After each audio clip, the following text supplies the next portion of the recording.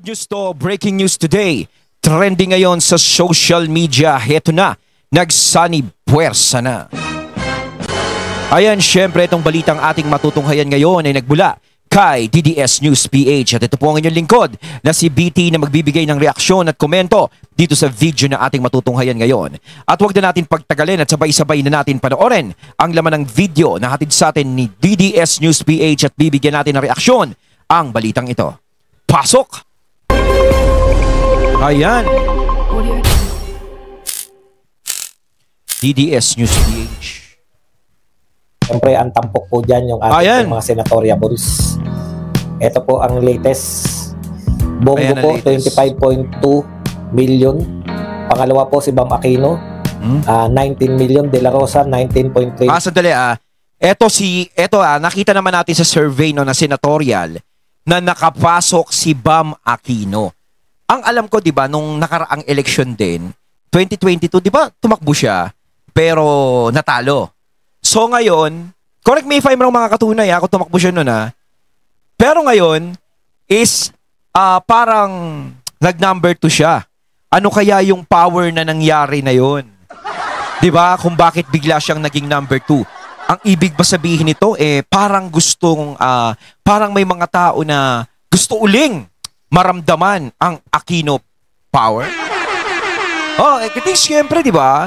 Ang buong akala natin is ang mga dilawan, ang mga is wala na talaga sa is wala na talaga sa sirkulasyon. Kumbaga, hindi na makakabalik yan. Hindi na wala na.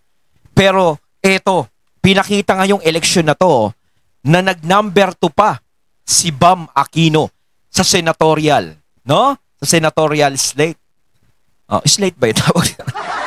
At pero, syempre, tayo ay natutuwa din naman dahil si Senator Bongo, no? Ay nag-number 1. At kita naman natin si Senator Bongo ay namamayagpag talaga.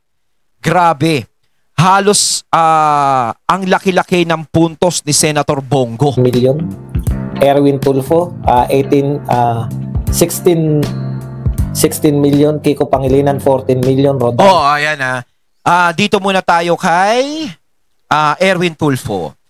No, nakita natin ng mga survey dati si Erwin Tulfo nangunguna. Pero biglang nagbago yung sitwasyon. Naging parang pang-apat na lang siya. Dahil ngayon si Senator Bato na yung pangatlo. No, kahit papaano tayo yung masaya dahil nakikita natin na si Senator Bongo at si Senator Bato ay talagang namamayagpag. No?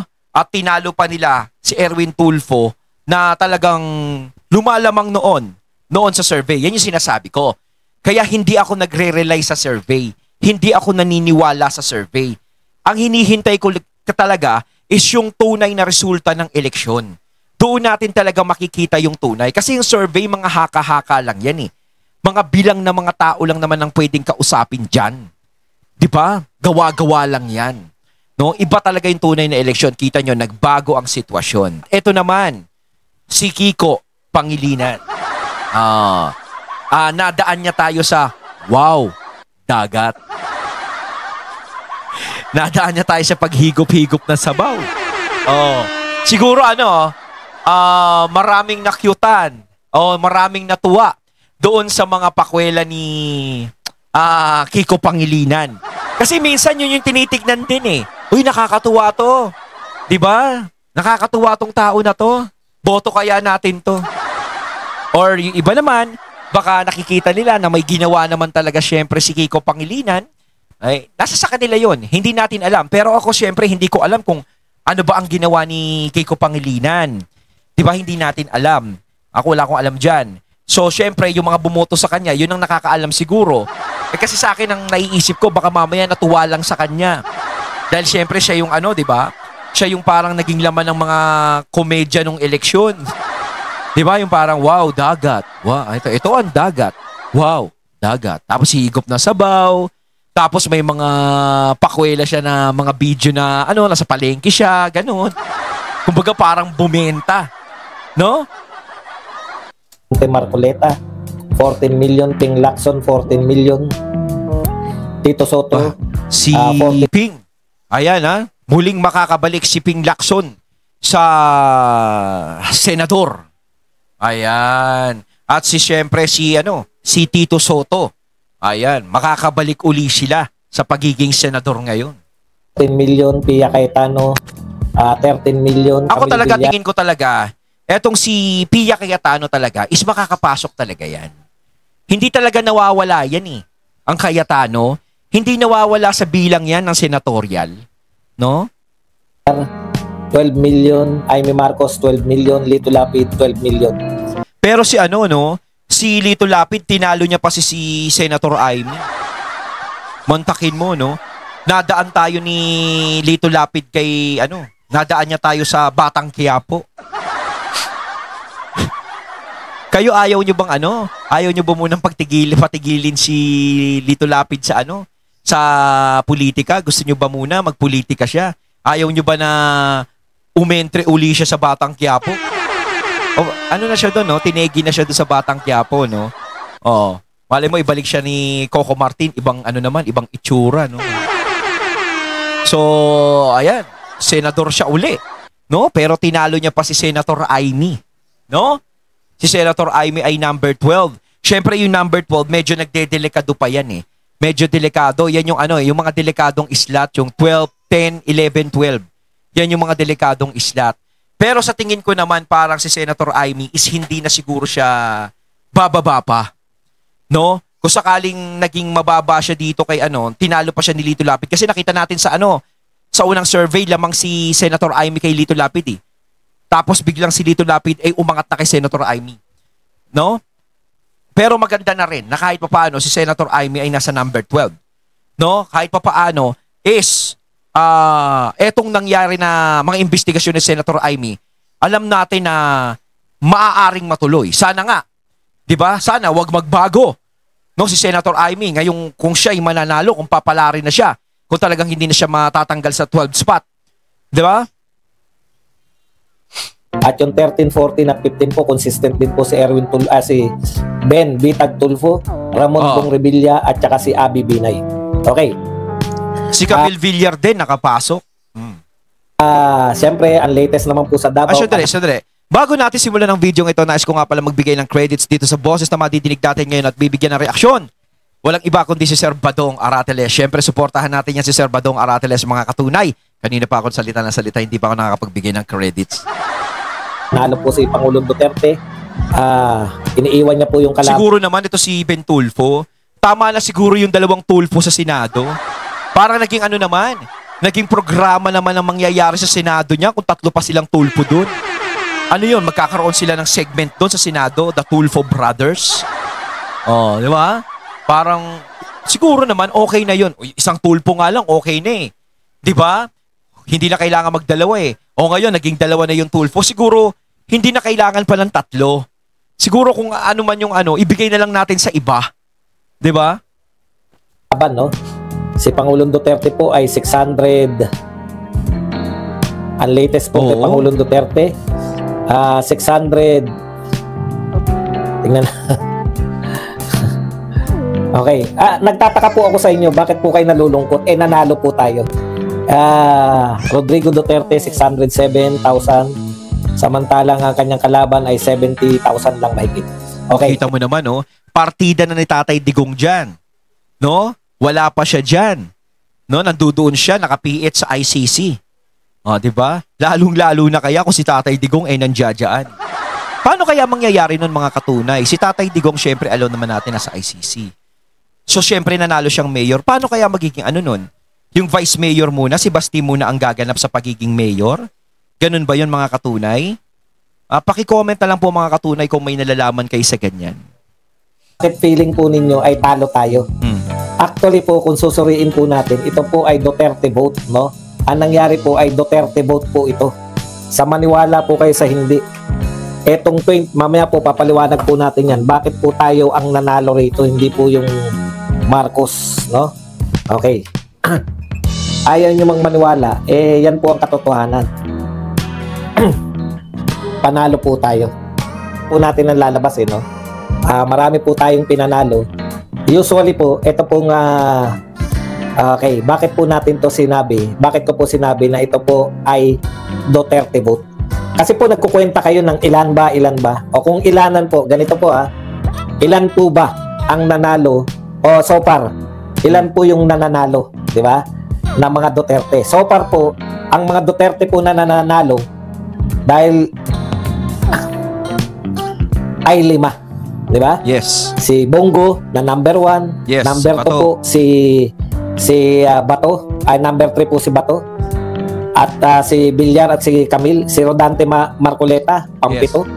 Tama ba, pang-7? O pang-6 na pala. Nalagpasan niya na po si Lacson, no? Nalagpasan na po ni Rodante Marcoleta si Lacson, pang-6 na po si Marcoleta. At saka po itong si Villar at saka si Aimee. Yan po, kandidato po natin yan. Kahit pa paano, 5 silang nakapasok. Kumbaga 5-5 yung nangyari. 5 sa Alyansa, 5 sa PDP, no? Ganun ang nangyari ngayon. Parang nabalanse tapos 2 sa liberal. 'Di ba? Binalanse yung nangyari. So, eto yan. Siyempre, nakakalungkot pa rin mangyari kahit papaano na natalo yung ibang nasa PDP. Pero hindi pa naman huli yun sa kanila. Dahil marami pang pagkakataon, marami pang eleksyon na dadaan. At meron pa silang pagkakataon para patunayan ang sarili nila. 'Di ba? Kumbaga, wag mawawalan ng pag-asa. Kumbaga, hangga't may buhay, may pag-asa. Marami pa silang pwedeng ipakita kahit wala sila sa Senado. 'Di ba? Lalong-lalo na siyempre si Attorney Vic, ako nalulungkot dahil natalo si Attorney Vic. 'Di ba? Inaasahan ko si Attorney Vic kahit paano makakapasok. No? Pati si Jimmy Bondoc. No? Ganun na din sa iba. Pero siyempre, hindi naman natin makakalkula ang pag-iisip ng tao. 'Di ba? Nakadepende pa rin sa kanila yan, sa gusto nila, kung sino gusto nilang iboto. So ito yung lumabas talaga. No, kayo mga katunay, ano bang nararamdaman nyo sa pagkapanalo ng 5 alyansa, 5 PDP, 2 liberal? 'Di ba? Para ka nangyari kasi sa akin, naramdaman ko parang binalanse ng mga tao yung sitwasyon. Parang binalanse yung nangyari. 'Di ba? Walang lamang sa PDP, walang lamang sa alyansa. Kumbaga siningitan pa ng 2 panabla. Talagang parang naglalaro ng text. Alam niyo yung text, yung dating parang barahan na maliliit. 'Di ba? May 2 pamato tapos may 1 panabla. Nagkaroon ng panabla, parang may taga-awat doon sa 2. 'Di ba? Guest speaker, hindi guest candidate. Hindi po pwede nilang sabihin dahil binanatan po nila si Villar. No? Binanatan na po ng admin. Si Aimee Marcos po humiwalay na po doon sa alyansa. Si Villar naman po binanatan na. 5 po ang pumasok. Yes. Kasi, hindi na kumbaga parang hindi na pag-aari ng alyansa si Camille Villar 'Di ba? Kasi talagang si Camille talaga in-endorse na rito kay VP Sara Kasi syempre hindi naman i-endorse ni VP Sara yan kung alam niya nandoon si Camille Villar sa alyansa. Syempre parang sampal naman kay VP Sara yung ganun. Ano yung i-endorse kita rito tapos nandoon ka sa alyansa, edi wow. 'Di ba? Kumbaga kung ano yung magiging desisyon mo, kung sinong pipiliin mo, dapat doon ka. No, pero kahit papaano, malaking tulong din ito. No? Kita nyo naman lahat lahat ng mga ibang in-endorse ni VP Sara ay nanalo. No? Lalong-lalo na yung mga sa congressman, sa pagiging mayor, o 'di ba iba na ngayon ng mayor ng governor ng Cebu. 'Di ba? Tapos yung congressman iba na rin sa Maynila. Kumbaga malaki din yung naitulong ni VP Sara kahit papaano. Although may mga congressman pa rin na nakabalik, no, kahit papaano. Yung mga gustong mag-impeach kay VP Sara, alam ko 2 yun 'Di ba? Pero hindi pa natin alam yung iba. Pero yung iba talaga na main, yung mga talagang gustong magpabagsak kay VP Sara is talagang namaalam na. Talagang graduate na. Wala na sila sa posisyon sa susunod. 'Di ba? Parang 1 buwan na lang atang nila Tapos papalitan na sila. So, yung itong impeachment na to, sa tingin nyo ba mga katunay, magkakaroon pa kaya ng pag-asa na maiusad pa to? Dahil kung mga kaalyado ni VP Sara o yung mga kakampi niya, yung makakapasok dyan, ano sa tingin nyo? 'Di ba? Kahit pa paano yung mga kaibigan niya. Kaso nga lang, syempre, nandiyadyaan ng House Speaker, hindi niya naman kabagang yun. Yun lang naman ang problema. Si Speaker, wala naman atang kalaban. Magkakaroon siya isang kalaban natin na disqualified pa. Pero kahit papaano, is good news na rin to. No? Kumbaga kung nakapasok ang 5 PDP, may laban-laban na si VP Sara pagdating sa impeachment trial niya. Kahit papaano. Diba? Kasi meron pa din namang mga ibang senador na nakaupo na alam naman natin na kaibigan din niya na naniniwala sa kung anong meron kay VP Sara. Diba? Kasi po marami nalulungkot Wag po kayong malungkot. Talaga pong ganun ang labanan. Politika po to eh. No? Hindi po nasunod yung tama. ating... Huwag tayong malungkot. Kung natalo man yung iba sa Duterte, is huwag tayong malungkot. Dahil siguro sila, alam naman siguro nila sa sarili nila, marami pang pagkakataon. No, ang sinasabi ko nga, marami pang pagkakataon at marami pang pagkakataon para patunayan nila ang sarili nila sa mga tao. At baka pag dumating yung pagkakataon na yun sa kanila, baka sakaling sa kanila na tumapat yung ilaw. Diba? Duterte, hindi po pumasok. O ngayon po, ilan po pumasok sa administrasyon? 5 lang din. 5 lang din. Diba? Tapos may asungot na 2. Huwag po kayong malungkot. Suriin po natin. Ano po ba ang naganap? Ang naganap po, Duterte po ito. Duterte vote po ito. Isinuka po natin yung mga Marcos. Isinuka po ng mga Duterte yung mga nag-tridor sa mga Duterte. So, paano nakita naman natin, no? Hindi sila nakapasok, yung iba. No, sila sabi nga, di ba sa survey, kitang-kita naman natin, halos karamihan, alyansa yung nakapasok. Di ba sa survey pa lang yun, dati. Pero ito yung tunay na eleksyon, iba na yung sitwasyon. Di ba? Hindi na nakapasok si Pacquiao, hindi na nakapasok si Bong Revilla, hindi na nakapasok iba. Tapos kita mo naman yung iba na gusto mag-impeach kay BP Sara, mga natalo. Di ba? Ganyan ganyan yung naging epekto eh. Iba pa rin yung Duterte power eh. Para sa akin, malakas pa rin ang Duterte power. Malaki pa rin ang epekto. Yan ang sinasabi ko sa kanila eh. No, sa ginawa nila na ganyan, naapektuhan yung political career nila. Yun ang nagano sa kanila eh, naka-epekto. Kaya nagkaganyan. Pero kung siguro kung hindi sila gumawa ng ganon, okay pa rin sila hanggang ngayon siguro. Hindi, Duterte po to. Kung 5-5 po, panggulo yung 2. Bakit po tayo panalo? Leading to. Bongo. 25 million. Si Bongo. 25.5 million. Ayun, natating natunghayan ng video na nagmula kay DDS News PH. At syempre natunghayan natin ang boses na yun na nagmula kay Sir Badong Arateles. Ayun yung binigyan natin ng reaksyon. Kayo mga katunay, natuwa ba kayo sa mga nangyari o hindi? Comment lang po kayo sa comment box. So once again, I'm BT and I'm out. Peace.